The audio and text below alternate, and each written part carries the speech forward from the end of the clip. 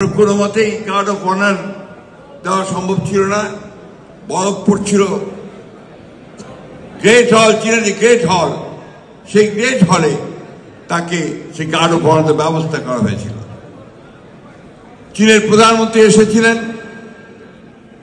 Guard of honour শেষ হওয়ার পরে যখন তিনি তার এন্টোলজার বেগম খালেদা জিয়া তার সঙ্গে যারা সফল সদস্য ছিলেন, যার পরিচয় করিয়ে দিচ্ছিলেন, আমার পাশে ছিলেন আমানুল্লাহ আমান, তার পাশেই ছিলেন আমাদের নেতা, আমাদের স্বপ্ন জনাব তারেক রহমান।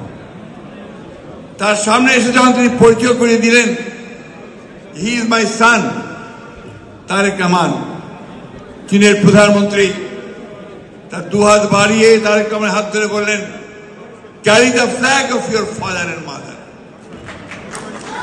আমার এখনো কানে সেই কথাটি বাজে, আমি এখানে পড়েছিলাম।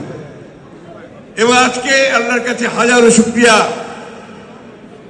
যে আজকে আমাদের সেই নেতা তারেক রহমান সাহেব তার পিতার যে পতাকা স্বাধীনতা এবং গণতন্ত্রের, তার মায়ের যে পতাকা গণতন্ত্রকে রক্ষা করবার, শান্তি সহমতি রক্ষা করবার সেই পতাকা তিনি তুলে ধরেছেন এবং এখন তা উড্ডীন করেছেন বাংলাদেশের উপর। এটাই হচ্ছে আমাদের সার্থকতা, আপনাদের সার্থকতা। আমি আপনাদেরকে আমার আন্তরিক ধন্যবাদ, কৃতজ্ঞতা জানাতে চাই যে আমাদের এই সংগ্রামে, আমাদের লড়াইয়ে আপনারা যারা যুক্তরাজ্য প্রবাসী ছিলেন, আছেন, আপনারা দীর্ঘদিন ধরে সেই লড়াই করছেন, সংগ্রাম করেছেন। আমার এখনো মনে আছে যে এইখানে আপনারা হাজার হাজার সদস্য একত্রিত হয়ে আপনারা মাইলের পর মাইল হেঁটেছেন, গণতন্ত্রের দাবিতে হেঁটেছেন। শুধু আপনারা নন, সাথে ইউরোপ বা প্রবাসের সমস্ত মানুষেরা তাদের যে প্রাণের দাবি, গণতন্ত্রের দাবি, গণতন্ত্রের রাষ্ট্রে বাস করার দাবি, সেই দাবি নিয়ে আপনারা সংগ্রাম করেছে, লড়াই। এই কথা সত্য যে আমরা যারা দেশে ছিলাম, আমরা লড়াই করেছি, সংগ্রাম করেছি। আমরা হয়তো অনেকেই কারাগারে গেছি, জেল জুলুম আমাদের উপর হয়েছে, অনেকে গুম হয়ে গেছেন, অনেকে খুন হয়ে গেছেন।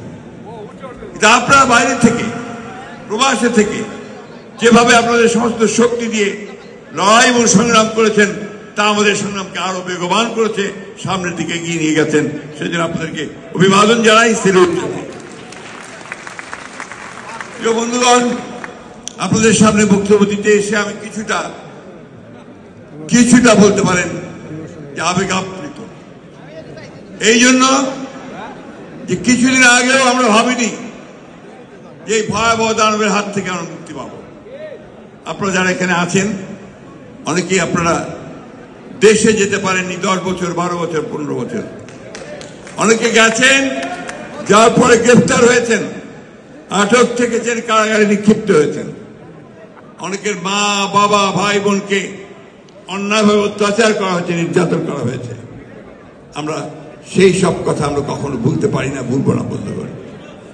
বন্ধুগণ, আজকে সমগ্র বাংলাদেশি মানুষ যারা স্বাধীনতা চায়, স্বাধীনভাবে বাস করতে চায়, যারা গণতন্ত্র চায়, নিজেদের ভোটের অধিকার নিজের প্রয়োগ করতে চায়, যারা নিজেদের পায়ে নিজেরা দাঁড়িয়ে থাকতে চায়, শহীদ জিয়ার সেই জাতীয়তাবাদী দর্শন, বাংলাদেশ একটা স্বতন্ত্র জাতি, একটা স্বাধীন জাতি, সেই জাতি সে মাথা উঁচু করে দাঁড়াতে চায় বিশ্বের দরবারে।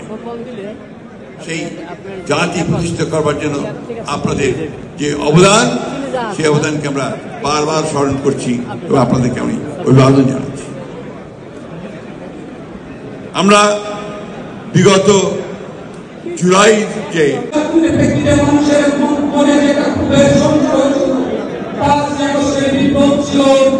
সেই একটি প্রতিফলন। সুতরাং এই বিজয়ের সেই ভোটার বাংলাদেশের গণমানুষের